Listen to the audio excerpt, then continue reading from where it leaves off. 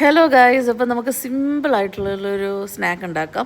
അപ്പോൾ അതിന് വേണ്ടിയിട്ട് നമ്മളൊരു 250 ഗ്രാം ബീഫാണ് ഞാനിവിടെ എടുത്തിരിക്കുന്നത്, ബോൺലെസ് ആയിട്ട്. പിന്നെ അത് കഴിഞ്ഞിട്ട് അതിനകത്തോട്ട് ഇഞ്ചി, വെളുത്തുള്ളി, പച്ചമുളക് ചതച്ചത്, പിന്നെ ഉപ്പ്, കുരുമുളക് പൊടി, പിന്നെ നമ്മുടെ മാഗി ക്യൂബ് ഒരെണ്ണമായിട്ട് നന്നായിട്ട് ജസ്റ്റ് ഒന്ന് മാഗ്നേറ്റ് ചെയ്ത് വെക്കുക. എന്നിട്ട് വെള്ളമൊഴിച്ച് ഒന്ന് വേവിച്ചെടുക്കുക. സ്ലോ കുക്ക് ചെയ്തെടുക്കുക കേട്ടോ. അപ്പോൾ നല്ല ഇങ്ങനെ ബീഫ് ഇങ്ങനെ വിട്ട് വിട്ട് വരുന്ന ഒരു പരുവത്തിലോട്ട് എടുക്കുക.